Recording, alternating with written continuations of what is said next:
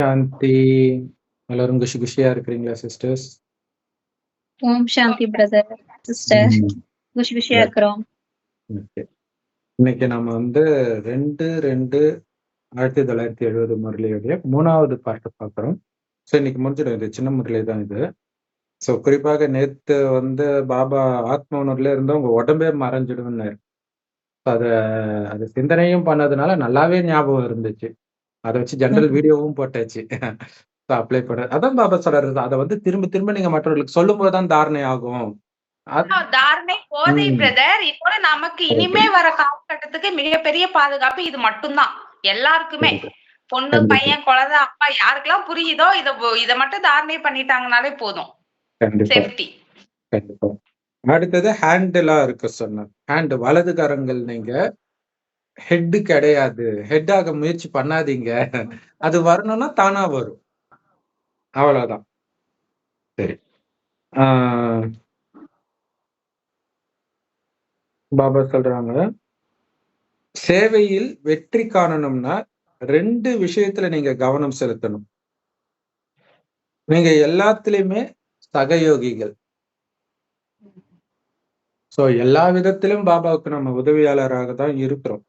இருந்தாலும் சேவையில வெற்றி அடையணும் அப்படின்னா சேவையில வெற்றி அடையறதுக்கு நிமித்தம் வந்து இந்த குழுதான் அப்படின்னு பாபா சொல்றாங்க. இதற்காக 2 விஷயத்துல நீங்க கவனம் செலுத்தணும். உங்களுடைய குறி மற்றும் நடை. இந்த குழுவில் இந்த 2 சிறப்புகளும் இருக்க வேண்டும். இல்லையா? இங்க குறின்றது வந்து டார்கெட், குறிப்பார்த்து சொல்றதுன்னு சொல்றோம் இல்லையா? அப்படி நீங்க குறிப்பார்ப்பது சரியாக இருந்தால் ஒரே அடியில் மற்றவரை உயிருடன் இறக்க செய்ய முடியும். பாருங்க, அந்த எக்ஸாம்பிள் கொடுத்ததை வச்சேதான் பாபாவும் சொல்றாரு இல்லையா? ஏம் பண்ணா சுட்டுடணும். அந்த ரஜினி படத்துல டைலாக், குறி வச்சா இற விழணும். அதுதான் இதுல இருந்து வர்றதுனாலதான் அது அவ்வளவு ஹிட் ஆகுது அந்த டைலாக். சூப்பர்ல, வாவ். அங்கேயுமே அர்ஜுனன் அததானே காட்டுறாங்க. அப்படியே கரெக்டா குறி வச்சாருன்னா அடிச்சிடுவாரு. பின்னாடி திரும்பி அந்த தண்ணியில பார்த்துட்டு கூட கரெக்டா அவரை அடிப்பாரு. சோ அப்ப ஏன்னா எங்க பார்த்தாலும் புத்தி அந்த புள்ளியில இருக்குது, ஆத்மால இருக்குது. அதுல கவனம் இருந்தா விழுந்துடும். அதுதான் அர்ஜுனன் கேட்பாங்கல்ல, மரத்துல அந்த புறாவை குறிப்பா அடிக்க முடியுமா கண்ணுலன்னா, அந்த உனக்கு என்ன தெரியுது, இலை தெரியுதா, கிளை தெரியுதாங்க, அந்த புறாவோட கண்ணு மட்டும் தான் தெரியுது அப்படிம்பாரு. கரெக்ட். அவர் என்ன கண்ணுல அடிக்க போறாரு? எதுக்கு கண்ணு தெரியணும்? சூப்பர் பாயிண்ட் இல்ல அது. எதுக்கு கண்ணு தெரியணும்? உடம்பு தெரிஞ்சா போறது அடிக்கிறதுக்கு. அப்ப அங்க ஒளிப்புள்ளி, அதுதான் அங்க விஷயமே. Super point. கரெக்ட். ஆக்சுவலா இந்தியாவுடைய தேசிய ஸ்போர்ட் அது இல்ல. ஆனா அம்பு விடுறதுதான் வைக்கணும் கரெக்டா. அவங்க வந்து ஹாக்கி வச்சிருக்கிறாங்க. அதுவுமே குறிப்பாத்தது. ஆக்சுவலா எல்லா ஸ்போர்ட்ஸுமே குறிப்பாத்து அடிக்கிறது தானே இல்லையா? காலத்துல வந்தது தானே. கரெக்ட். ஆமா, உண்மையில அம்புதான் வைக்கணும் அப்படின்னா. ஆனா அதுவுமே இருக்கு, ஆச்சரியன்னு சொல்லிட்டு அதுவுமே ஒலிம்பிக்ல வரும். ஒலிம்பிக்ல இருக்கு.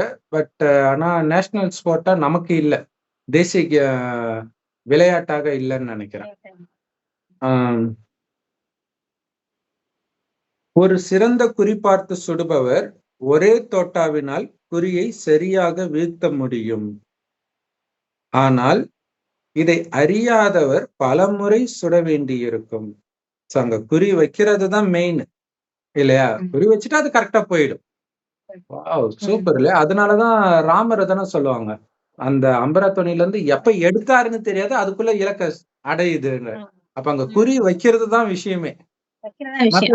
போயிடும். கை தானா வந்துருது. ஆமா, அந்த கண்ணு பார்த்து குறி வைக்கிறது தான். கரெக்ட். அப்ப அந்த ஆத்மா அதுதான் குறி வைக்கிறது.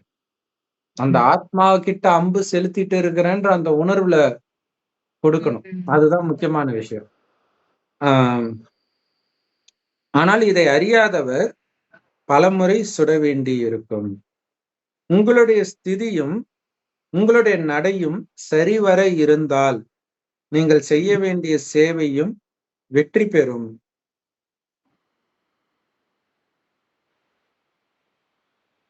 இல்ல கரெக்டா குறி வச்சீங்கன்னா ஒரே தடவை போதும்ன்ற, ஒரே தோட்டாதான் துப்பாக்கியால சுடுறதா இருந்தாலும். அப்படி இல்ல குறி வைக்கிறது தெரியலன்னா பல முறை இங்க சுடுவாங்க, அங்க சுடுவாங்க. அது தவிர எல்லா இடத்துலயும் சுடுவாங்க. எங்கேயாவது ஃப்ளூக்ல விழுந்தாதான் உண்டு இல்லையா? அப்படி ஆயிடும். கேரம் போர்டு விளையாடுறது கூட அப்படிதான் இல்லையா? ஒரு சிலர் அப்படியே கரெக்டா அடிப்பாங்க. ஆச்சரியமா இருக்கும்.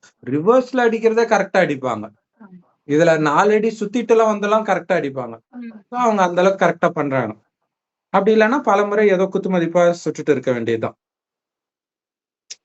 உங்களுடைய ஸ்திதி, உங்களுடைய நடத்தை 2மே கரெக்டா இருக்கணும். அப்படி இருந்தால்தான் நீங்க செய்யற சேவையும் வெற்றி பெறும் இல்லையா? மனம் அப்படியே லேசா இருக்கணும், நடத்தையும் தெய்வீகமாக இருக்கணும்.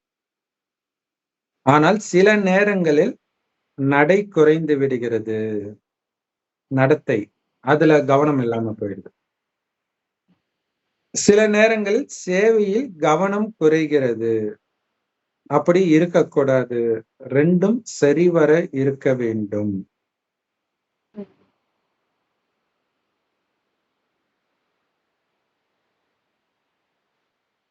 ஸோ ஆக்சுவலா டிரான்ஸ்லேஷன்ல அல்லது பிரிண்டிங் மிஸ்டேக் இருக்கு. அது நடை கிடையாது, நஷா, போதை. அதாவது இலக்கு அல்லது குறி வைக்கிறது கூடவே அந்த போதையோட நம்ம ஞானத்தை சொல்லும்போது தான் வெற்றி கிடைக்கும். இல்ல வெறும் ஆத்மாவை பார்த்து முறைச்சிட்டு சொன்னாலும் பயந்துருவாங்க. சோ அதனால அந்த ஆன்மீக போதையோட என் சகோதரனுக்கு சொல்றேன்ற அந்த போதையில சொல்றாரு. அப்பதான் வெற்றி கிடைக்கும். சோ அவங்களே அறியாம ஏதோ கடவுள் முன்னாடியே நிக்கிற மாதிரி அவங்களுக்கு ஃபீல் ஆகும். அந்த கருணை, அந்த ஆனந்தம் ஏதோ, அதாவது ஒரு அம்மாவுக்கு எப்படி இருக்கும் ஒரு குழந்தைய, காணாம போன குழந்தைய பார்க்கும்போது அந்த அன்பு, அந்த குழந்தை கம்முன்னு கூட இருக்கும். ஆனா அந்த அம்மாவுக்கு அந்த ஒரு உணர்வோட நம்ம பேசணும். அப்பதான் சேவையில வெற்றி கிடைக்கும்ன்ற ஞானத்தை கொடுக்கும்போது.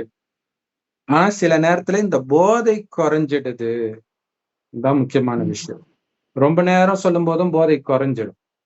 அதனாலதான் கம்மியா பேசுங்கன்ற. ஏன்னா போதை இல்லாம நீங்க உழைப்பு தான் அதிகமாகும். ஆனா எங்கேயோ பார்த்து சொல்ற மாதிரி தான் ஆயிடும் அதுவுமே. அது யோகா இல்லாம பேசும்போது ஒரு ஆத்மா இன்னொரு ஆத்மாட்ட பேசுற மாதிரி தானே இருக்கும். பரமாத்மாவோட கனெக்ஷன் இருந்தா தானே அந்த நஷால அவங்களுக்கு தைக்கும். கரெக்ட். அது மட்டும் இல்ல, இவங்க உடம்ப பார்த்து இல்ல பேசிட்டு இருப்பாங்க அப்புறம் இல்லையா? சில நேரங்களில் சேவையில் கவனம் குறையுது. குறிப்பா அந்த போதையில இருக்கிற கவனம் குறையுது. அப்படி இருக்கக்கூடாது. 2ம் சரிவர இருக்கணும். ஆத்ம உணர்வுலயும் இருக்கணும், போதையிலும் இருக்கணும். நீங்க நல்லா சேவை செய்றீங்க. ஆனா இப்ப என்ன சிறப்பு கொண்டுட்டு வரணும் சேவையில? ஒவ்வொரு வினாடியும், ஒவ்வொரு சங்கல்பமும் சேவையிலேயே, அதாவது தனக்காகவோ அல்லது மற்றவருக்காகவோ ஈடுபட்டிருந்தால்தான் அவங்கள சர்வீசபிள் குழந்தை, சேவாதாரி குழந்தை, சேவை செய்யக்கூடிய குழந்தை அப்படின்னு சொல்ல முடியும். சோ அதுதான் சிறப்பு. எது சிறப்பு? ஒரு வினாடி விடாம சேவை. ஒண்ணு சுய சேவை இல்ல, இந்த பயிற்சி பண்ணிட்டு இருந்தாலே அது சேவைதான். ஆத்மா நான் பாபாவோட குழந்தை அப்படின்ட்டு. அல்லது மற்றவர்களுக்கான சேவை, உலகத்துக்கு சக்தி கொடுக்கிறது அல்லது ஞானத்தை கொடுக்கிறது. அப்படி ஒரு வினாடி விடாம, ஒரு சங்கல்பம் விடாம இந்த சேவையில, சுய சேவையிலயோ பிற சேவையிலயோ மூழ்கி இருந்தால் மட்டும்தான் நீங்க சேவாதாரி குழந்தை, சேவைக்கு தகுதி வாய்ந்த குழந்தை. எவ்வளவு சூப்பரான விஷயமா. அப்பதான் அந்த போதை வரும். திடீர்னு ஞானத்தை கொடுக்கும்போது போதை வராது. அந்த போதையிலேயே நீங்க மூழ்கி இருந்தாதான் அவங்கள பார்க்கும்போது போதை வரும். அடுத்தது இன்னொன்னு, அந்த நேரம் வரக்கூடிய டெஸ்ட் பேப்பரை உங்களால தாண்ட முடியும். அப்பதான், இல்லைன்னா தாண்ட முடியாது.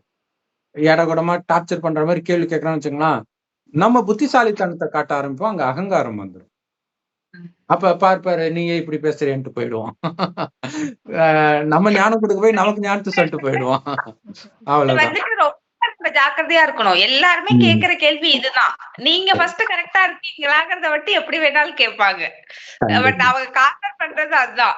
நீங்க அப்ப கரெக்டா இருக்கீங்களா, எல்லாத்தையும் பண்றீங்களா அப்படின்னு. அப்ப நம்ம என்ன பண்ணோம், அவன் எப்படி சொல்றான்னு நினைக்கூடாது. பாபா சொல்றாரு, குழந்தை நான் சொன்ன மாதிரி நீ சேவை பண்ணல, அதுதான் அப்படின்ட்டு அவங்க மூலமா சொல்றாரு அப்படின்னு புரிஞ்சுக்கணும். சோ இது ரொம்ப முக்கியமான லைன். அதனால சர்வீசபிள் குழந்தை அப்படின்னா சமயம், சங்கல்பம் ரெண்டுமே சேவையில தான் இருக்கும். இல்ல ஒவ்வொரு எண்ணமும் சேவைதான், ஒவ்வொரு நொடியும் சேவைதான். அப்பதான் சர்வீசபிள். சோ குறிப்பா பாபா அவ்யக்த முறையிலும் சரி, சாகார முறையிலும் சரி சில விஷயங்களை திரும்ப திரும்ப சொல்லுவார். அப்படின்னா அது அந்த அளவுக்கு சமயம் ஆழமா சங்கல்பம். பதியணும். முந்தையும் ஒரு முரளியில வந்துச்சு. திரும்ப திரும்ப சொல்றாங்கன்னாலே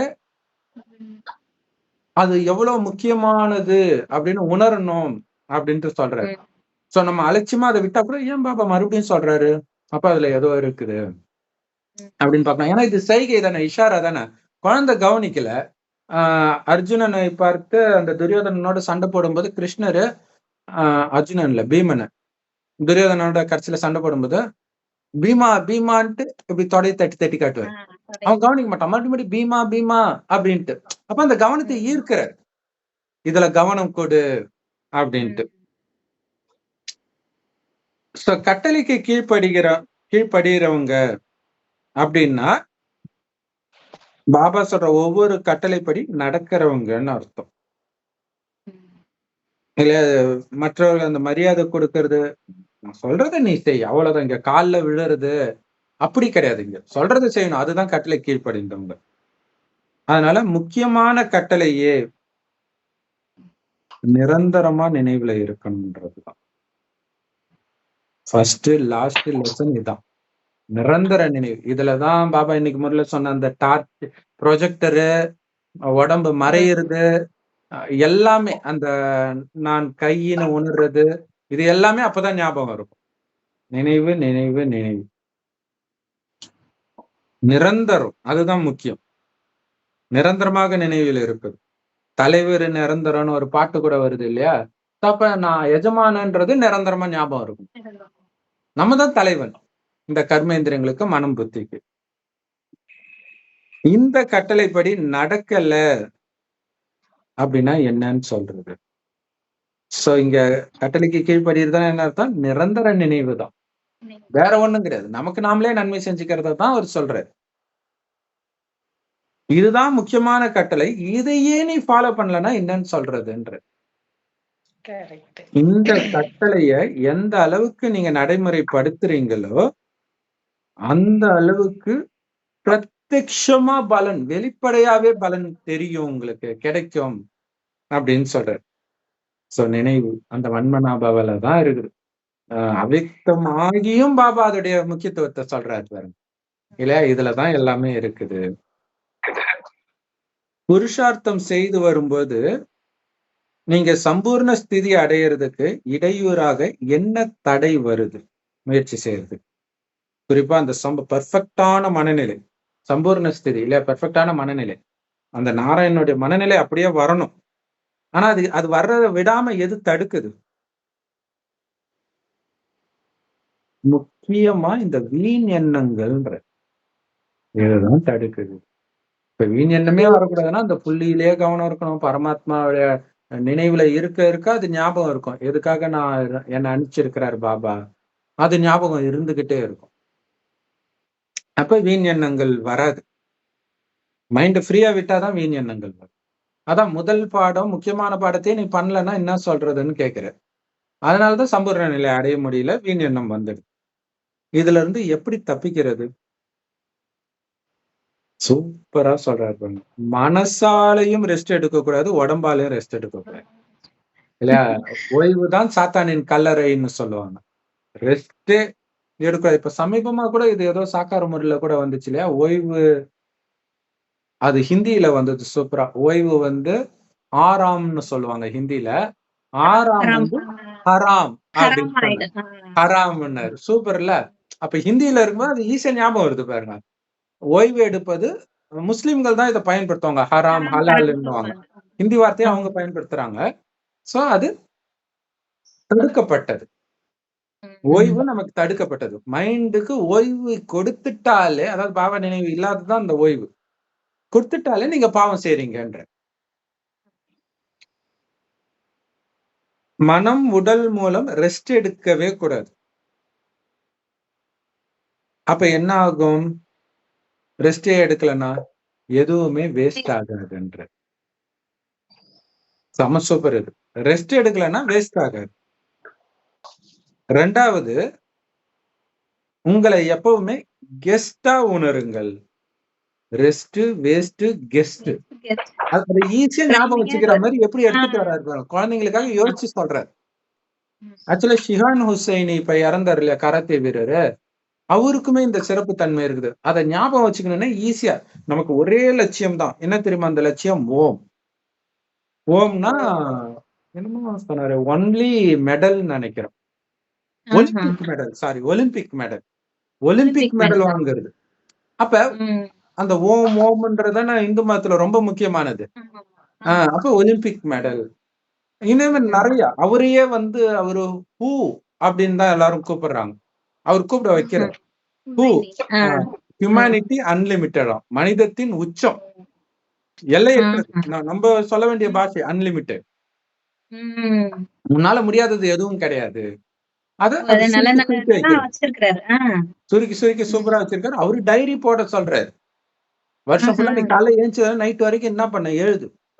எப்ப ஜிம்முக்கு வந்த, எப்ப எக்ஸசைஸ் பண்ண, எத்தனை தடவை பயிற்சி பண்ண எழுது. எழுதலைன்னா உனக்கு எப்படி தெரியும்?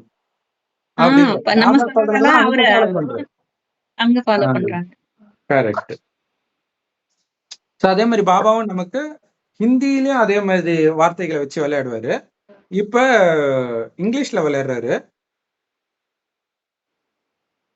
சோ இத அப்படியே நம்ம வச்சுக்கிறது தான் பெஸ்ட். ஏன்னா தமிழ்ல அதுக்கு ஈக்குவலா எடுத்துட்டு வர்றது கஷ்டம். அதனால உங்களை எப்பவுமே கெஸ்ட்னு உணருங்கள். ரெஸ்ட் எடுக்காதீங்க, வேஸ்ட் ஆகாது. கெஸ்ட்னு உணருங்க. அப்படி உணர்ந்தீங்கன்னா ரெஸ்ட் எடுக்க மாட்டீங்க. ஏன்னா கொஞ்ச நேரம் தான் இருக்கிறோம், விருந்தாலே வந்து இருக்கிறோம். அப்ப நம்முடைய இதுனா தானே ஓய்வா இருக்கணும்னு உங்களுக்கு தோணும். நம்ம வீடுனா தானே ரெஸ்ட் எடுப்போம். விருந்தாளி வீட்டுல போய் தூங்கிட்டே இருப்போமா நம்ம? அதனால கெஸ்ட்ன்னு நினைச்சீங்கன்னா ரெஸ்ட் எடுக்க மாட்டீங்க. சமயம் சங்கல்பமும் எதுவுமே வேஸ்ட் ஆகாது. ரெஸ்ட் எடுக்கலன்னா பாருங்க, கெஸ்ட்ன்னு நினைச்சா ரெஸ்ட் எடுக்க மாட்டீங்க, ரெஸ்ட் எடுக்கலன்னா வேஸ்ட் ஆகாது. அவ்வளவுதான். இது ரொம்ப ஈஸி தானே? எப்படி ஈஸியாக்கி சொல்றாரு பாபா. பிறகு இறுதி நாளில் உங்க அனைவரின் நெற்றில் உள்ள பல்பு எவ்வளவு சக்தியுடன் இருக்கிறது என்பதை பார்ப்போம். ஞாபகப்படுத்துறாரு. இப்ப முரளி ஆரம்பத்துல சொந்த ஞாபகம் இருக்குதா? பல்பு எந்த அளவுக்கு பவரா எரியுதுன்னு பார்ப்போம் கடைசியிலன்ற. இறுதி நாளில் பார்ப்போன்ற. ஏன்னா அதை வச்சுதான் மார்க். லைட் எரியுதா, லைட் எரியுதா, இது ஃபியூஸ் ஆயிடுச்சு போ தூக்கி கடாசு, இது மங்களா எரியுது போ. அப்ப வரிசையா நிறுத்துவாரு போல இருக்குது. லைட்டை எது பிரகாசமா எரியுதோ அது முன்னாடி அப்படியே குறைஞ்சிட்டே போகும் போல இருக்குது. கடைசியில பாப்போம் எவ்வளவு. காலேஜ் எல்லாம் பிரதர் மெரிட் மார்க்னு சொல்லுவாங்கல்ல, 0.1.1ல கூட அடுத்த ரேங்க் போயிடுவாங்கல்ல. கரெக்ட். அந்த 0.1 லட்சம் பேர் கோடி பேர் இருப்பாங்க. அந்த கரெக்ட். அந்த கட் ஆஃப் மார்க்னு அந்த டாக்டருக்கு படிக்கிறதுக்கு அது கூட என்ட்ரன்ஸ்க்கு வைப்பாங்க அந்த மாதிரி. ஆமா, இத்தனை கோடி பேர் கியூல இருக்கும்போது அது பாயிண்ட்லாம் வரதான் செய்யும். அவ்வளவு முக்கியத்துவம் வந்துடும் அது. கரெக்ட். அப்ப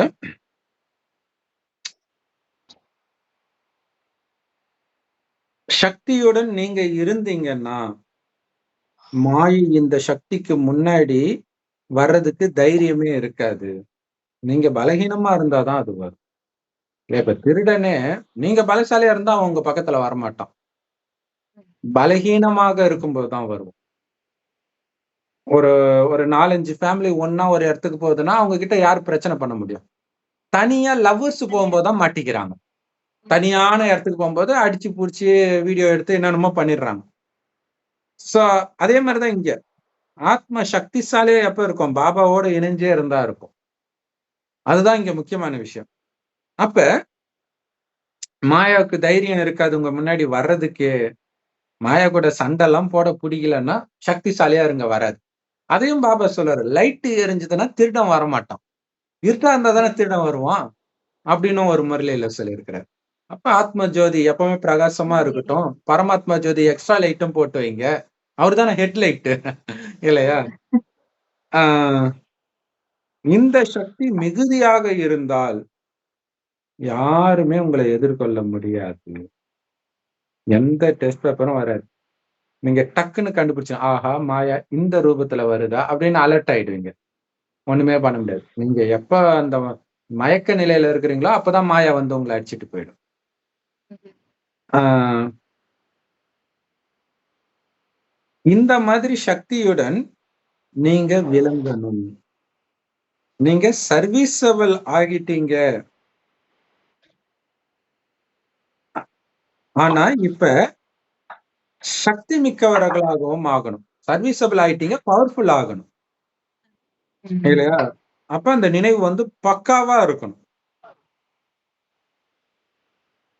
நீங்க ஆக்டிவா இருக்கிறீங்க, ஆனா இப்ப அக்யூரேட்டா இருக்கணும் இல்லையா? அது ரொம்ப கரெக்டா துல்லியமா இருக்கணும். ஏந்திரிக்க ஆரம்பிச்சிட்டீங்க, சேவை செய்ய ஆரம்பிச்சிட்டீங்க தொடர்ந்து. ஆனா அது கரெக்டா இருக்குதா அப்படின்னு அர்த்தம். பாபா நினைவு, அதாவது உடலால தொடர்ந்து சேவை பண்ணிட்டு இருக்கிறீங்க, ஆனா மனதால பண்ணிட்டு இருக்கணும்ல. அதுதான் பவர்ஃபுல் ஆகுறது, அக்யூரேட் ஆகுறது. அதனால இந்த குழு என்ன மாதிரி முத்திரை பதிக்கணும்? அக்யூரேட் இந்த முத்திரை பதிக்கணும். எதுல? எண்ணத்திலும் அக்யூரேட்டா இருக்கணும், வார்த்தையிலும் அக்யூரேட்டா இருக்கணும், செயலும் அக்யூரேட்டா இருக்கணும். இதுக்கு நினைவோட எண்ணங்களை உருவாக்கணும், நினைவோட பேசணும், நினைவோட தான் எந்த காரியத்தையும் செய்யணும். அப்பதான் இது அக்யூரேட் ஆக முடியும். நல்லது. ஓம் சாந்தி அப்படின்னு பாபா மத்தி இருக்கிறார். ஓகே, சோ இதை பற்றி நாம் இப்ப கொஞ்சம் சிந்தனை பண்ணலாம். சொல்லுங்க sister.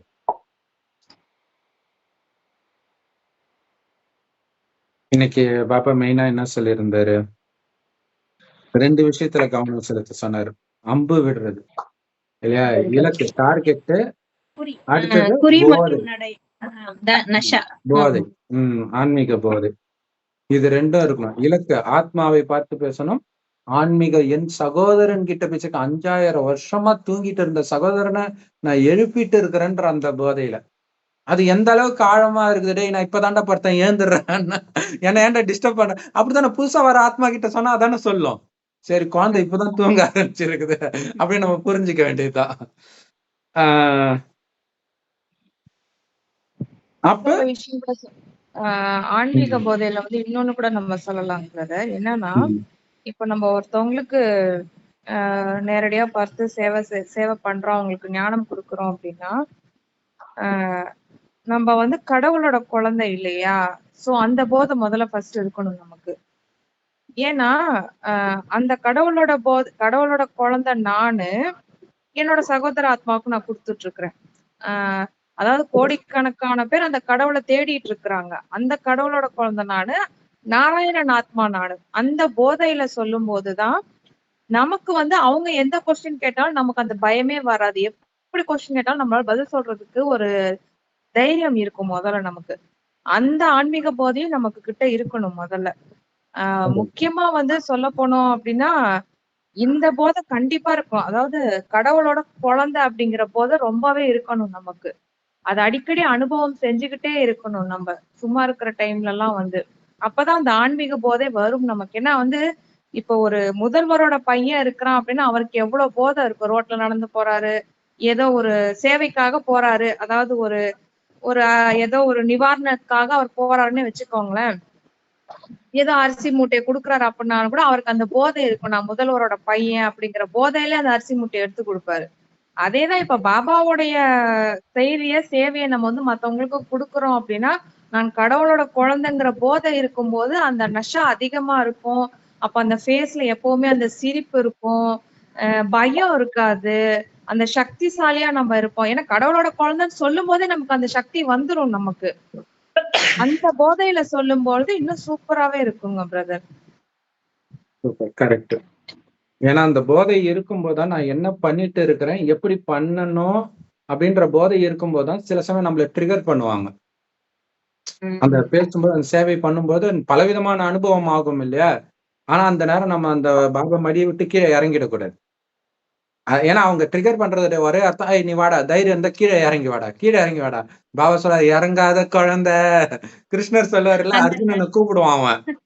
கர்ணன், என்னுடைய இது வந்து சக்கரம் உடச்சிச்சு, நான் கீழே வந்துட்டேன், நீங்க கீழே வா. போகாத. அது யாருக்கும் புரியாது. என்ன கிருஷ்ணர் அநியாயமா பண்றாரு. இங்க ஞானத்தை வச்சு பார்க்கும்போதுதான் அது புரியுது எதுக்காக சொன்னாருன்ட்டு. அந்த இடத்தை விட்டு நகராது. ஆமா ஆமா, அந்த உயர்ந்த இடத்துல இருக்கணும் நீ. கரெக்ட். இந்த கடைசியில பல்ப் எரியுதான் செக் பண்றேன்னு சொன்னாங்கல்ல, அது வந்துட்டு நம்மளுடைய ரிசல்ட் தான். இந்த மெரிட்ட பத்தி சொன்னோம் இல்லையா, நம்ம ஃபெயில் ஆகுறவங்களுக்கு இல்ல நான் சும்மா படிக்கிறவங்களுக்கு அது ஒரு பெரிய விஷயமா தெரியாது. பட் அந்த 0.1 மார்க் போஸ்டிங்கே போயிருக்கும். இந்த ஆத்மா எவ்வளவு கஷ்டப்படும் இப்போ இந்த கரண்ட் கவர்மெண்ட் எக்ஸாம்ஸுக்கே. அப்ப நம்மளா வந்துட்டு குடும்பத்தை எடுத்துட்டு கரிமீன் விட்டுட்டு தூக்கியா இருந்துட்டு அப்பாவையும் நினைச்சிட்டு இருக்கோம்னா, நம்ம அந்த 8ல போறதுக்காக முயற்சி பண்ணணும், அந்த அளவுக்கு முயற்சி பண்ணணும். அதுதான் நமக்கு அப்பா செய்யற அன்புக்கான பரிகாரம் இதுதான். நம்ம எல்லாருமே அந்த அளவுக்கு முயற்சி பண்ணணும். நம்மளுடைய இலக்கு அதுதான் இருக்கணும். பாபா சொல்ற கட்டளை கீழ்படுகிறதே அதுதான். நினைவு நினைவு நினைவு முக்கியமானதே அதுதான். அதையே ஃபாலோ பண்ணலையேன்றது. அதுதான் கஷ்டமும் கூட. அதுதான் டெஸ்ட் நம்மள செலக்ட் பண்ணிருக்காரு. அப்ப அதுக்கு அதோட நன்றியோட இருக்கணும்ல நம்ம. இவ்வளவு கோடி பேர் இருக்காரு, நம்மளதான் குழந்தையா எடுத்திருக்கிறாரு அவரு, தத்தெடுத்திருக்கிறாரு. நிமிஷத்துலயும் ஏதோ ஒரு ஆத்மா ஏதோ ஒரு முறையில பாதிக்கப்பட்டுட்டு இருக்கு. தினம் நியூஸ்ல பாக்குறோம். அப்படியெல்லாம் இருக்கும் பொழுது நம்மளெல்லாம் பொறுக்கி எடுத்து வச்சிருக்காரு இந்த இடத்துல. என்னோட குழந்தையா அழகா இரு அப்படின்ட்டு. அப்ப பாபாவை நம்ம எந்த அளவுக்கு நினைக்கணும், மறந்துடவே கூடாதுல்ல. அப்புறம் இந்த கெஸ்ட் ரெஸ்ட் வேஸ்ட் இதெல்லாம் சொல்லிட்டு இருந்தாரே, அப்பதான் ஒண்ணு டச் ஆச்சு. நம்ம வந்து இந்த பஞ்சபூதம், இந்த உடம்பு எல்லாமே பஞ்சபூதம் தான் பிரபஞ்சத்துல இருக்கிறது எல்லாம். ஆனா அதுக்கு நமக்கு சம்பந்தம் கிடையாது. நம்ம ஆத்மா வேற டைமென்ஷன், மேல இருந்து வந்திருக்கிறோம். அப்ப நம்ம இது கெஸ்ட் தானே, இந்த பூமியே நமக்கு கெஸ்ட் ஹவுஸ் தான்.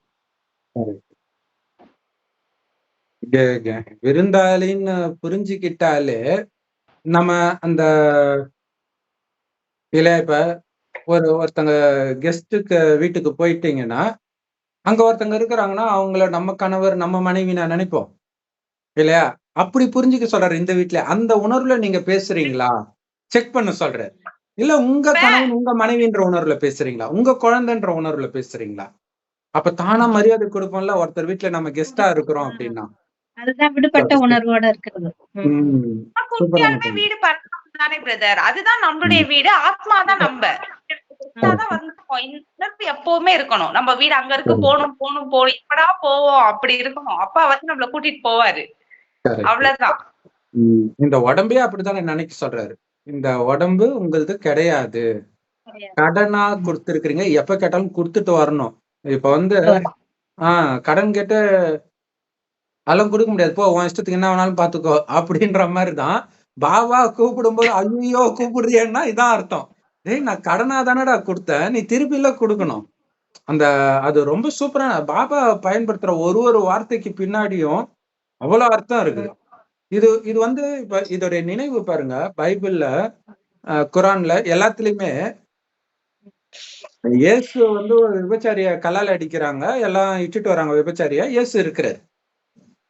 அப்ப சொல்றாங்க இவளை வந்து கொலை பண்ணணும்னு வேதத்துல போட்டிருக்க, ஏன்னா இவ விபச்சாரம் பண்ணா கையும் களவமா பிடிச்சாச்சு, என்ன பண்ணலான்ட்டு. இயேசு வந்து குனிஞ்சுக்கிட்டே கையால ஏதோ மண்ணுல எழுதிட்டு இருக்கிறாரு அப்படின்ட்டு இவ்வளவுதான் இருக்கும் பைபிள்ல. இயேசு என்ன எழுதியிருப்பார், என்ன எழுதியிருப்பார்? அடுத்தது இயேசு சிலுவையில வந்து போட்டுடுறாங்க. கடைசியில அவர் வந்து பிதாவே என்னை ஏன் கைவிட்டீர் அப்படின்னு உயிரை விட்டார். இவ்வளவுதான் அதுல இருக்கும். அவர் எவ்வளவு கஷ்டப்பட்டு இருப்பார் அப்படின்ட்டு. அப்ப அதுல உள்ள ஒரு லைனும் சாதாரணமா இருக்காது, ஏதோ ஒண்ணு இருக்குது. இங்க பாபாவுடைய லைனுக்கு நம்ம எப்படி முக்கியத்துவம் கொடுக்கணும், அதை கவனிக்க கூடாதுன்னு சொல்லி அவர் ஏதோ எழுதிட்டு இருக்காரு, வேற ஏதோ அவரோட பாயிண்ட் எழுதிட்டு இருப்பாரு. அப்ப அது பைபிள்ல உள்ள ஒரு வார்த்தை கூட வேஸ்டா இருக்காதுன்னு அவங்க நம்புறாங்க. அது காரணம் இங்க பாபாவுடைய வார்த்தை ஒண்ணு கூட வேஸ்ட் இல்லைன்றதுனால. அதனால நமக்கு இப்ப ஒரு இது வருது, இது கரெக்டா இல்லையே, பாபா இப்படி சொல்ல மாட்டாரு, வேற டிரான்ஸ்லேஷன் பார்ப்போம் அப்படின்னு தோணுது இல்ல. ஏன்னா நமக்கு தெரியும்ல, அவருடைய பாஷை தெரியும்ல, இப்படி பேச மாட்டாரு. இன்னும் கேட்டீங்கன்னா சில சமயம் வந்து பாபா சொல்லுவார், பிரம்மா பாபாவும் சேர்ந்துதான் பேசுவார். சில சமயம் அவர் பேசல, தப்பு கூட வரலாம், இருந்தாலும் நான் பேசுறேன்னு நீங்க நம்பிட்டீங்கன்னா அது அதுவும் எப்ப நான் பேசுறேன் நீங்க நம்பினா மட்டுமே. பிரம்மபாபா தான் பேசுறாருன்னா அதுக்கப்புறம் நான் பொறுப்பில்ல. அப்படின்னா என்ன அர்த்தம்னா அது ஒரு அர்த்தம். அது இல்லாம ஜென்ரலாவே நம்ம நல்லா இந்த ஞானத்தை கேட்க சில சமயம் நமக்கு தெரியும், இது சிவபாபா சொல்லியிருக்க மாட்டாரு, இது பிரம்மபாபா தான் சொல்லியிருப்பாரு அப்படின்னு சில விஷயங்கள் தோணும். அதுக்கப்புறம் பாபா மாத்திடுவாரு. அதுக்கப்புறம் இது இல்ல நானு ஓகே அப்படின்னு நம்ம மாத்திக்க வேண்டாம். இதோடைய நினைவு பாத்தீங்கன்னா முஸ்லிம் மதத்திலுமே வந்து அந்த ஹத்தீஸ் அப்படின்ட்டு இருக்கும். அது சில சமயம் பொய்யாவும் இருக்கும்னு வரும். அப்ப ஹத்தீஸா குரானான்னு வரும்போது குரான் சொல்றதுதான் நம்ம எடுக்கணும்னு சொல்லுவாங்க. இப்போ நமக்கு ஒரே இதுல வருது, அந்த பிரிச்சு அது அவருடைய இதுன்னு கொடுக்குறாங்க. ஆனா இங்க ரெண்டுமே ஒன்னாவே வருது. அதனாலதான் பாபா சொல்றாரு ரெண்டுமே அவரே சொல்றதா நினைச்சுக்கோங்க, அப்பதான் உங்களுடைய புத்தி அவர்கிட்ட இருக்கும்ன்றாரு. இப்ப சின்ன சின்ன விஷயத்துல கூட நம்ம தப்பு பண்ணிடக்கூடாது, இல்லைன்னா மாட்டிக்குவோம். அடுத்தது என்ன சொன்னாரு இன்னைக்கு?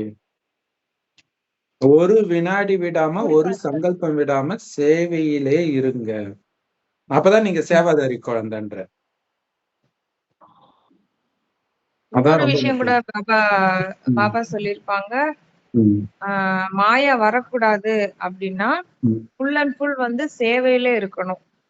இப்ப நம்ம சேவை வந்து நிறைய விதங்கள்ல பண்றோம். இப்ப மார்னிங் ஏந்திரிச்சதுல இருந்து அமிர்த வேலையில இருந்து அதுக்கப்புறம் வந்து பார்த்தோம்னா ஒண்ணு நம்ம ஸ்தூல காரியத்துக்காக நிறைய சேவை நம்ம செய்யறோம், அப்பயும் பாபா நினைவுல இருக்கணும். அண்ட் தென் அது கூடயே வந்து நம்ம மனசா சேவை பண்ணிக்கிட்டே இருக்கணும். அதாவது இப்ப பாத்திரம் கழுவுனாலும் உலகத்துக்கு சக்தி கொடுத்துக்கிட்டே பாத்திரம் கழுவணும், சமைக்கணும்னாலும் கூட சக்தி கொடுத்துக்கிட்டே சமைக்கணும். அப்படி நம்ம செய்யலாம் அப்படின்னா என்ன ஆகும்னா நம்ம கிட்ட யாரெல்லாம் பேசுனாங்களோ அந்த ஞாபகம் எல்லாம் வரும், நமக்கு வேற தேவையில்லாத பழைய விஷயங்கள் ஞாபகம் வரும், இல்ல நம்ம எதை கேட்டிருக்கிறோமோ அந்த விஷயங்கள்லாம் ஞாபகம் வரும். அப்ப வீண் விஷயங்கள் நுழைய ஆரம்பிச்சிடும். அது என்ன பண்ணும், மாயா டக்குன்னு மாயாவை வர வைக்கிறதுக்கு அது வந்து ஒரு மிகப்பெரிய ஒரு இதுவா இருக்கும். அதனாலதான் பாபா சொல்றாங்க மனசா சேவையோ இல்ல ஏதோ ஒரு சேவையோ பிஸியாவே இருந்துகிட்டே இருங்க நீங்க அப்படின்னு சொல்றாரு. அப்புறமேல வந்து இந்த மாதிரி வந்து நீங்க எப்பவுமே பிஸியாவே இருந்தீங்க, சேவையில பிஸியாவே இருக்கும் பொழுது பிரதர் ஒரு பாயிண்ட் அழகா கூட சொல்லியிருந்தாங்க. அதாவது இது பாபா கூடமே சூப்பரா சொல்லுவாரு, மாயா வர்றது உங்க கண்ணுக்கு நல்லாவே தெரியும். நம்ம அலாட்டாவே இருப்போம், நம்ம எப்போதுமே அலாட்டாவே இருப்போம். இப்ப நம்ம உதாரணத்துக்கு அமைதியிலே இருக்கிறோம் அப்படின்னாலே ஏதோ ஒரு மாயா நம்ம கிட்ட வீண் விஷயமா இருக்கலாம், இல்ல நெகட்டிவ் ஏதோ ஒண்ணு இருக்குது அப்படின்னாலே தெரிஞ்சிரும் இது மாயாவோட எண்ணம் தான். ஸோ அதை டக்கு நம்ம சேஞ்ச் பண்ணுவோம். நம்ம சேஞ்ச் பண்ணிட்டு அதுக்கப்புறம் வேற என்ன பண்ணணுமோ அதை சேஞ்ச் பண்ணிட்டு பாபா சொல்ற மாதிரி நம்ம அதை ஃபாலோ பண்ணிட்டு போயிட்டே இருப்போம். ஆனா பாபா சொல்ற மாதிரி நம்ம எதுவுமே பண்ணல அப்படின்னா வீண் விஷயங்கள் எல்லாமே நல்ல புத்தியில வந்து உக்காந்துக்கும். அடுத்தடுத்து மாயா கிட்ட நம்ம தோத்துக்கிட்டே இருப்போம். ஆனா என்ன ஒரு காமெடியான விஷயம்னா நம்ம மாயா கிட்ட தோக்குறோங்கிறதே தெரியாது. நல்ல சண்டையெல்லாம் போட்டுக்கிட்டு முடிச்சிட்டு அப்புறம் கொஞ்ச நேரம் அமைதியாகும் பாருங்க, ஐயோ மாயா வந்துருச்சா, தோத்துட்டோமா நம்ம அப்படிங்கிற ஃபீல சண்டையெல்லாம் போட்டு முடிச்சதுக்கு அப்புறமேலதான் தெரியுமே நமக்கு.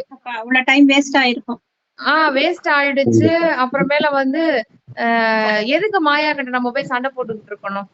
அதுதான் பாபா சொல்றாங்க, ஞானி குழந்தைகள் எப்போதுமே வந்து முன்னாடியே தெரிஞ்சுக்கிட்டு அலாட்டா இருப்பாங்க. ஞானம் இல்லாதவங்க, ஆத்மஸ்வரூபத்துல இல்லாதவங்க, பாபா நினைவுல இல்லாதவங்க மாயாவை சேர் போட்டு வீட்டுல உட்கார வைக்கிற மாதிரி அந்த ஃபீலிங்க தான் பாபா சொல்றாங்க. அது சூப்பரான பாயிண்ட் அது. அதே மாதிரி நிறைய இப்ப ஒரு ஃபேஷன் என்னன்னா லைஃப் கோச் அப்படின்ட்டு வச்சுக்குவாங்க. அவங்கள கேட்காம இவங்க எதுவுமே பண்ண மாட்டாங்க. டிப்ரெஷன் அந்த மாதிரி ஆயிடுச்சுன்னா லைஃப் கோச்ன்ட்டு ஒருத்தவங்க இருப்பாங்க. ஸோ ஒன்னும் இதை இப்ப பண்ணலாமா, அவர் வந்து கைட் பண்ணுவார் இப்படி இப்படின்ட்டு. எனக்கு என்ன ஆச்சரியம்னா ஒருத்தர் கோச் பண்ற அளவுக்கு புத்திசாலியா எந்த மனுஷன் இருக்கிறான் இல்ல? அந்த காலத்துல குருன்னு சொல்லிக்கிட்டாங்க, அந்த குருவை இப்ப லைஃப் கோச்னு மாடர்னா சொல்லிக்கிறாங்க. கரெக்ட். இப்ப ஆனா எல்லாருமே டிப்ரெஷன்ல இருக்காங்க, எல்லாருமே தப்பா இருக்கிறாங்கன்றது கரெக்ட் தான். ஆனா கைட் பண்ற அளவுக்கு யாரு இருக்கிறா? அப்படி இருக்காருன்னு கூட யாருக்கும் தெரியாது.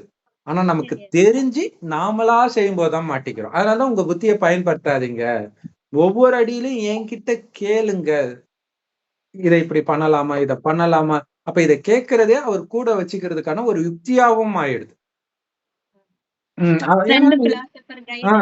எல்லாமே எனக்கு அவர்தான் அப்படிம்பாங்கல்ல சாதாரணமா யாராவது ஒருத்தர், அது வந்து நம்ம கடவுளாவே வச்சிருக்கோம். ஃப்ரெண்டு, பிலாசபர், கைடு எல்லாமே அவருதான். இதனால அவர்கிட்ட கேட்டு பண்ணும்போது அவரோட பெரியவர் யார் இருக்கா? மனுஷங்கள்ட்ட. இப்போ நிறைய பேர் கேக்குறாங்க பாபாவை எப்படி நினைச்சிட்டே இருக்கிறது போர் அடிக்குதுன்ட்டு. இப்ப இது ஜாலியா இருக்கும்ல பிரதர், நம்ம யாரையும் பேசிட்டே இருக்கலாம். அப்ப பாபா கிட்ட பேசிக்கிட்டே இருக்கலாம்ல, ஒவ்வொரு விஷயத்தையும் கேட்கலாம், ஜாலியா இருக்கும்ல. நினைவும் மறக்காம இருக்கும், அவர் கூடவே இருக்கிற மாதிரியும் இருக்கும். கண்டிப்பா அதுதான் மெயினா சொல்றாரு. ஏன்னா சிஸ்டர் சொன்ன மாதிரி அஞ்ஞானிகளும் சொல்றாங்க நான் அவர் கூட தானே இருக்கு, அவர் என் கூட தான் இருக்காரு, அவங்க சொல்லுவாங்க. ஆனா அந்த அனுபவம் இருக்காது. அந்த அனுபவத்துல இருக்கணும்ன்றதுதான் இன்னைக்கு முரளி இல்லையா. அவர் கூட இருக்கிறது உங்களுக்கு அனுபவம் ஆகணும். இப்ப கூட ஒருத்தர் இருந்தா நம்ம பேசாம இருக்க மாட்டோம். ஒரு ஃப்ரெண்டு வந்துட்டாருன்னு வச்சுக்கோங்களா, நீங்க பேசாம இருந்துருவீங்களா? பாபாக்கு வந்து என்னதான் பக்கவா இருந்தாலும் வந்தது அஞ்ஞானியா கூட இருக்கட்டுமே, அல்லது வீட்டுக்கு சொந்தக்காரங்களா இருக்கட்டுமே, பேசாம விட்டுருவீங்களா? அவங்க மரியாதை கொடுத்து பேசுறது வேற விஷயம், உங்களை அறியாமலே பேச ஆரம்பிச்சிடுவீங்க இல்லையா. அப்ப பாபா கூட இருந்தா நீங்க பாபா கூட பேசிக்கிட்டு தான் இருப்பீங்க இல்ல, மனதால அவர் கூட பேசிக்கிட்டு, அப்பதான் உண்மையிலே அவர் உங்க கூட இருக்கிறதா நீங்க அனுபவம் பண்றீங்கன்னு அர்த்தம் இல்ல. நம்ம அப்புறம் யார் கூட இருக்கோமோ, யார் கூட பேசுறோமோ அவங்க குணம் தானே நமக்கும் வரும். அவர் கூட இருந்துட்டு அவர் கூட பேசிட்டு இருந்தா ஆட்டோமேட்டிக்கா அவரோட குணம், அந்த சார்ஜ் நமக்கு ஏறப்போகுது, அவரோட குணம் நம்மளோட குணமா மாறப்போகுது. கரெக்ட். யாரோ கேட்டிருந்தாங்க, பாபா கூட நான் பேசுறது மெக்கானிக்கலா இருக்குது, அவரு திருப்பி பேசணும்ல அப்படின்றாரு. தினம் தினம் முரளியில பேசுறாரு, நீங்க அவர்கிட்ட மனசார பேசும்போது அவர் என்ன பேசுவாருன்னு உங்களுக்கு தெரியும்ல, அப்படி பேசுறதா நீங்க நினைக்கணும். அந்த அனுபவத்தினால உணர்றவங்களுக்கு கண்டிப்பா தெரியும் பிரதர், பாபா கூட பேசும், நம்ம கேக்குற கேள்விக்கு பதில் சொல்லுவாரு, ஏதோ ஒரு மூலியமா, அஞ்ஞானி ஆத்மாக்கள் மூலியமா கூட நமக்கு பதில் சொல்லுவாரு, நல்லா டச் பண்ணுவாரு, நம்ம கேக்குற கேள்விக்கு பதில் சொல்லுவாரு. ஆமா, வேஸ்ட் தாட்ஸ் வந்தா கூட பாபா பக்கத்துல குழந்தை இது உனக்கு தேவையா அப்படின்னு சொல்ற மாதிரி நமக்கு தோணும். அதுதான் டச் பண்றது. கரெக்ட். அவரோட புத்தியில இணைஞ்சாலே தோணிக்கிட்டே தான் இருக்கும், அப்பவே தோணும் அந்த செகண்ட். இப்ப நான் என்ன பண்ண சொல்றேன், நீ என்ன பண்ணிட்டு இருக்கிற அப்படின்னு கண்டிக்கிற மாதிரி தோணும். அதுக்காக தான் அண்ணன் முரளி பாயிண்ட நல்ல மைண்ட்ல ஞாபகம் வச்சுக்கிட்டே இருங்கன்றாரு. ஏன்னா அதுதான் உங்ககிட்ட பேசுனது. அப்ப உங்க பிரச்சனைக்கு ஏற்ற தீர்வை நீங்க எப்பயோ போட்ட முரளி அப்படியே பாபா பேசுற மாதிரி நமக்கு ஃபீல் ஆகும். சோ அப்படி நாம வந்து பேசிக்கிட்டே இருக்கணும். அதுதான் ஒரு கூடவே இருக்கிறத அனுபவம் பண்றது. ஏன்னா இப்ப இந்த வாரம் ஃபுல்லாவே இணைந்த ஸ்வரூபம், கம்பைன்டு ரூப் பத்தி தான் பேசுறாரு. சோ கம்பைன்டு ஸ்வரூப்லே இருக்கணும்ன்ற அது ரொம்ப முக்கியமானது.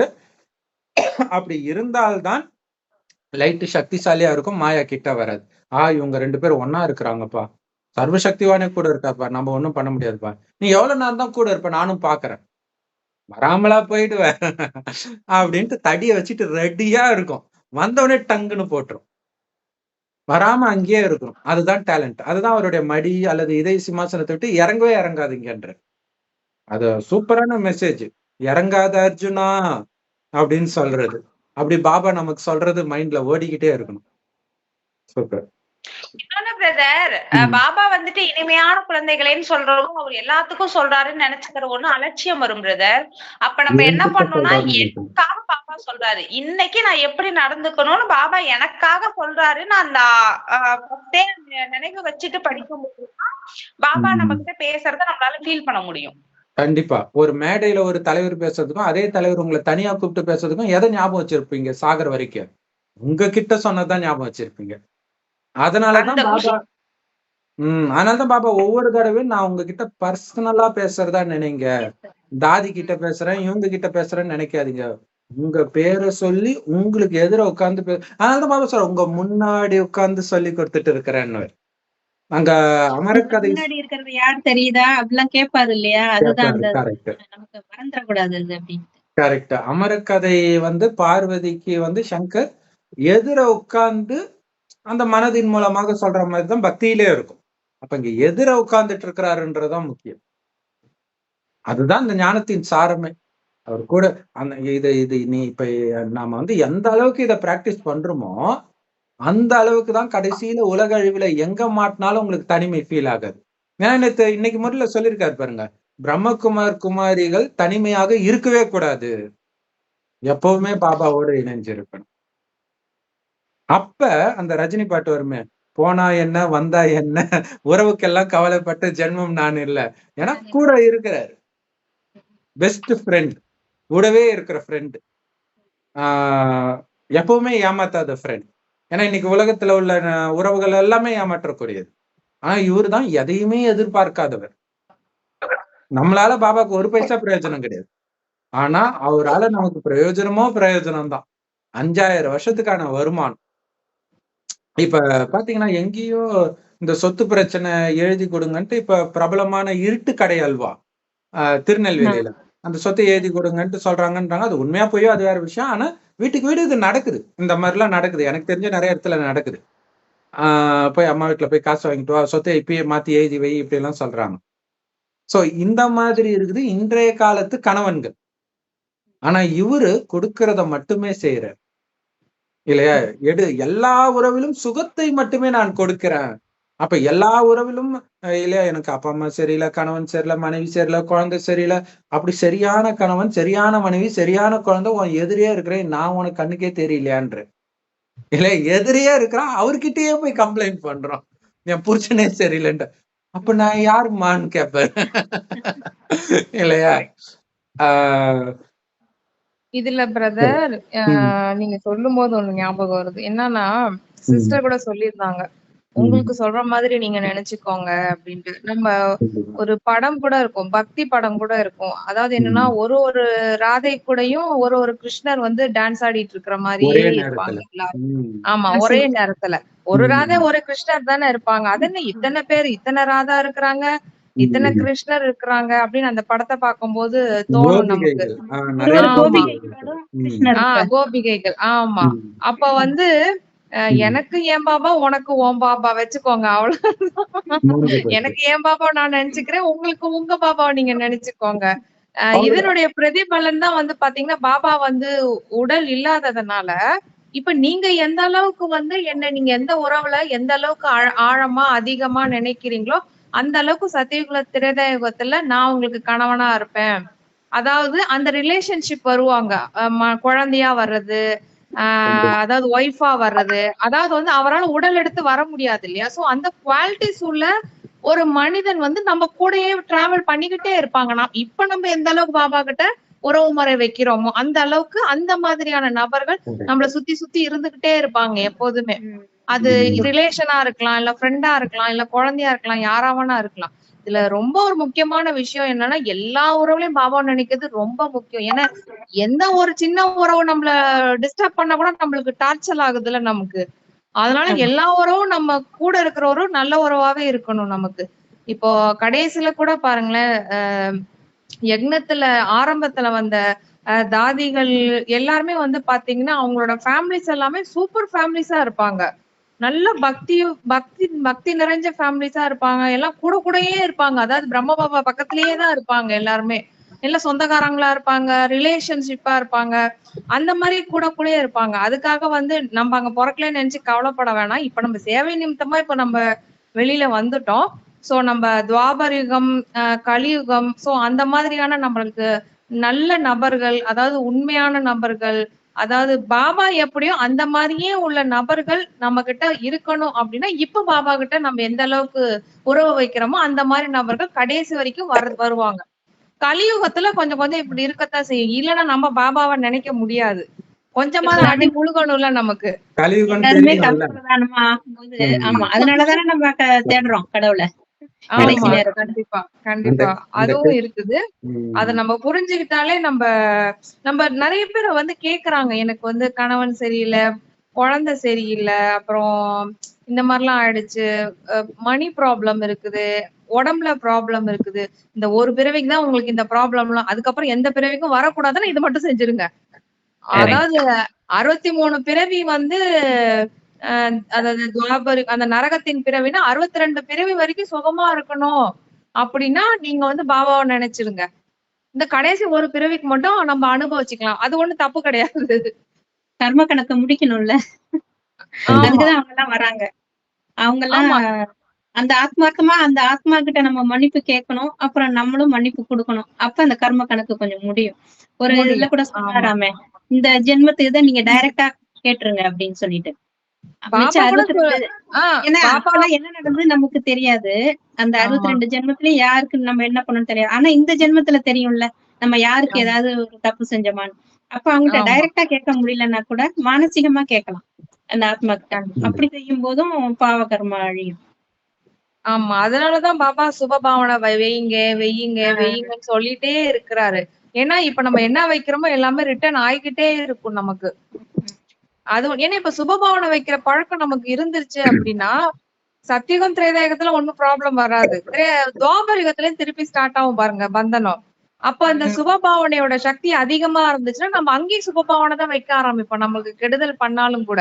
அப்ப என்ன ஆகும், கர்மாவோட ரிட்டர்ன் படி நமக்கு திருப்பி நல்லவங்களதான் வரப்போறாங்க நமக்கு. அதனாலதான் பாப்பா அந்த சுபபாவனை வைக்கிற அந்த சமஸ்காரத்தை இப்பயே எடுத்துட்டு வாங்க அப்படின்னு சொல்றதுக்கான காரணமும் இதுதான். பாபா சொல்ற ஒவ்வொரு வார்த்தையும் கர்மத்தினுடைய ஆழமான ரகசியங்கள். அத நம்ம சிந்தனை பண்ணி பாபா சொல்லுவாங்களா, அந்த ரத்தனத்தை எடுக்கும் போதுதான் அதை ஏன் நம்ம செய்யணுங்கிறது நமக்கு தெரியும். நமக்கு ஏன் சுபபாவனை வைக்கணும் அப்படிங்கிற தெரிஞ்சுட்டு அதனுடைய பலன் என்ன அப்படின்னு நமக்கு தெரியும் போதுதான் அந்த சுபபாவனை வைக்கணுங்கிற ஆசையும் முதல்ல நமக்கு வரும். முதல்ல நம்மளதான் கண்ணாடிங்கிறாங்களே, நம்ம கண்ணுதான் கண்ணாடியா இருக்கணும்னு சுபபாவனை வச்சு பார்க்கும்போது தானே அந்த கண்ணாடியில அது தெரியும். நம்ம என்ன அவங்கள பத்தி மட்டமாவே இருந்தாலும் அவங்க என்ன அவங்க அப்படிதான் அப்படின்னு மட்டமா நினைக்கும் போது அதுதான் நம்ம இதுல தெரியும் அவங்களுக்கு. கண்ணாடி மாதிரி இருக்கிறோம்ல, அதனாலதான் சுபபாவனையும் வைக்க சொல்றாரு. அவங்க நம்ம பார்க்கும்போது நல்ல எண்ணம் வரணுங்கிறதுக்காக. அதே மாதிரி உறவுகள் பாபாவோட எல்லா உறவையும் வைக்க வேண்டியது எவ்வளவு முக்கியம்னா, எந்த உறவை நீங்க பாபா கிட்ட வைக்கலையோ அந்த உறவு தான் உங்களை ஏமாத்தோன்ற. நமக்கு இப்ப என்னுடைய அம்மா இறக்குறாங்க அப்படின்னா உங்களுக்கு ஏன் வலிக்குது? என்ன அம்மாவா நினைக்கல, அழிவற்ற அம்மாவை விட்டுட்டு அழியக்கூடிய அம்மாவை பிடிச்சிக்கிட்டா அதனால வலிக்குது. அது ஃபெயில் ஆயிடுறோம் அந்த நேரம், மார்க் குறையுது இல்லையா? சோ அது ரொம்ப முக்கியம் அவர் சொல்றாரு, உறவுகள் வைங்க. அப்ப பாத்தீங்கன்னா பக்தை மீரா ராஜ்யத்தெல்லாம் தூக்கி கடைசிட்டு, அதே மாதிரி மகாதேவி அக்கா கூட சிவனுக்காக ராஜ்யத்தை தூக்கி கடைசிட்டு போறாங்க, இவங்க கிருஷ்ணருக்காக போறாங்க. அப்படின்னா என்ன அர்த்தம்னா, இந்த ரெண்டு பேரும் இப்ப கணவன் உறவுல பாபாவை நினைச்சிருக்கிறாங்க. அது அங்க எமர்ஜ் ஆகுது இல்ல. இந்த போதையில அவங்களுக்கு அந்த ராஜ்யம் பெருசா தெரியல, எதுவுமே பெருசா தெரியல. சோ அங்க வெளிப்படுது. அதை பார்த்து நமக்கு வைராக்கியம் வேணும். அதுல நம்மளே கூட அதுவா இருந்திருக்கலாம், பட் இப்ப அது வைராக்கியம் வரணும். சோ சூப்பரா இருக்குது. ரெஸ்ட் எடுக்காதீங்க, வேஸ்ட் வராது, அதுக்கு கெஸ்டா உணருங்கள் அப்படின்னு சொல்லி இருக்கிறேன். சரி, ஓகே. ஏதாவது சொல்ல வேண்டியது இருக்கா? No brother. சரி, ஓகே. ஓம் சாந்தி சிஸ்டர். நாளைக்கு இன்னும் பார்க்கலாம், பார்க்கலாம். ஓம் சாந்தி. தேங்க்ஸ் ஃபார் வாட்சிங். ஓம் சாந்தி சிஸ்டர். ஓம் சாந்தி.